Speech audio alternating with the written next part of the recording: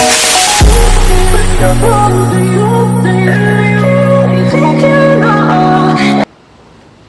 yes, yes! Hello mga kapangarap, magandang ali. Ngayon, andito ako. May itak ako mga kapangarap. Kumusta kayo?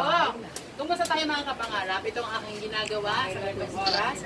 Fresh na fresh. Kami ang magiging ng buko. Mga kapangarap. Tutulungan kayo para magtaga ng buko. Sinigang kami nagbubuko juice, pantagdag kita. Ayan. Paano ba ito ang ginagawa ng iba-vlog? Ito po. Ilan? Tatlo? Marupok ay marupok. Mapuro lang itak. Hindi mo ako makataga, mapuro lang itak. Sinigang, galunggong, 30. Maliwanag pa dyan. Ang kapangarap, ganito ang tamang pagtaga. Para sa akin, ganito ang tamang pagtaga. Grabing hirap. Tsaga-tsaga talaga sa buhay. Para meron kami pang palamig. May pang palamig ang aking kapatid. Parang sinigang siya. May pambenta siya. Ang hirap naman eh. Wala nang customer bago makataga.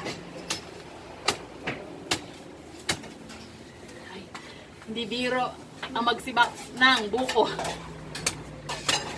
Wala ako ma-vlog mga kapangarap. Wala ako ma-vlog. Kaya ito na lang aking naisip. Pero nung nakaraan, meron akong vlog. Kaya lang medyo malungkot, matamlay ang iyong kapangarap. Kaya ayoko kayong makita nyo ako na ako ay tatamlay-tamlay sa vlog. Kaya hindi mo na ako nag-vlog yung mga nakaraan. So ngayon ito. Medyo okay na ako kasi may good news. Kaya ayan. Makapag-vlog ako. So ngayon, ang hirap ha. Kailangan ko na matalim na itak. Mag-asa mo tayo ganyan. Ganyan tayo pag-asa mga kapangarap. Woo! Ang beauty ko. Oo, naging buko girl na lang. Tapos sa plastiko. Yung gantong ganda, nagtataga ng buko. Oh my goodness! Oh my goodness mga kapangarap. Parang hindi naman bagay. Bago ako makataga ng isang buko, pawis na ako. Wanted, taga-taga ng buko. Baka naman meron dyan, i-refer, taga-taga ng buko. Ayan. Pag ako, nataga ang kamay, tapos ang karir. Ang kapangarap, turuan nyo naman ako. At saka saan ba nakakabili ng pantaga ng buko? Tingin ko, ito na yun eh. Ayan, tapos. Ayan, malapit na. Konti na lang, ayan na. Ayan na. Ayan na, mga kapangarap. Ayan, konti na lang. Konti na lang. Konting galit na lang, matatapos na to. Pag kayo'y galit, pagtaga kayo ng buko, siguradong tanggal lang yung galit. Sa buko nyo idaan.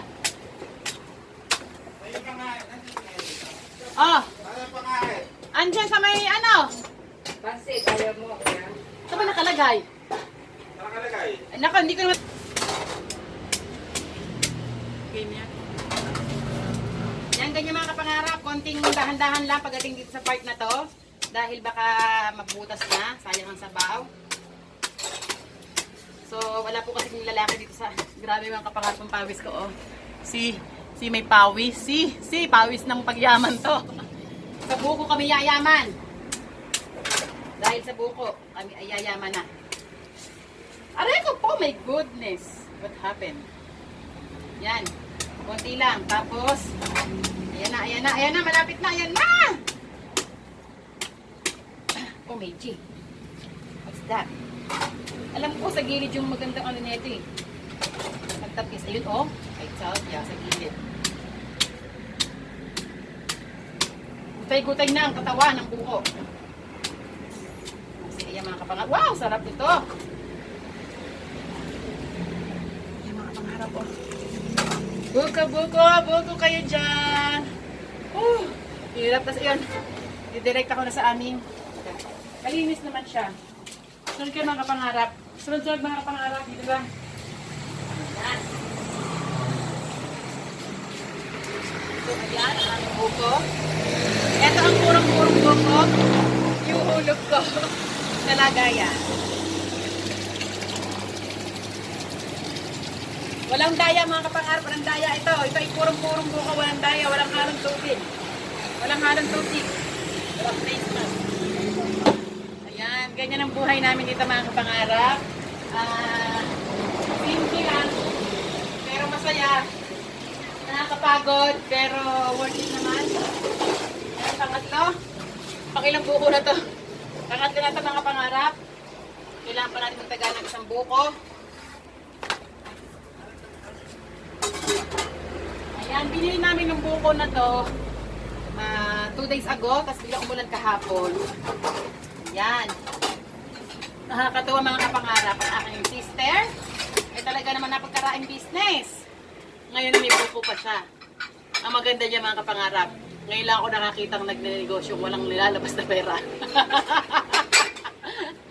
Ngayon lang ako nakakita na nagkaroon ng kainan. Bagay, namuhuna naman siya. Pero ngayon, talagang wala na siyang talagang kapera-pera. Alam naman talaga siya ilalabas. Dahil siyang pera. Pero nagkaroon pa siya ng instant buko. Siyempre dahil yan sa mga nabubuting tao na tumutulong sa amin. Yan. Kaya namin na nagawa, kung ba't namin napagtagumpayan itong aming negosyong ito, kainan, ay sa kanya pala. At yung mga dagdag ganito. Dahil sa mga walang sawang tumutulong sa amin, na tuwa na, siguro natutuwa, naawa na rin dahil wala naman po talaga yung pagkukuhanan. Kaya nakakagulat, God is good kasi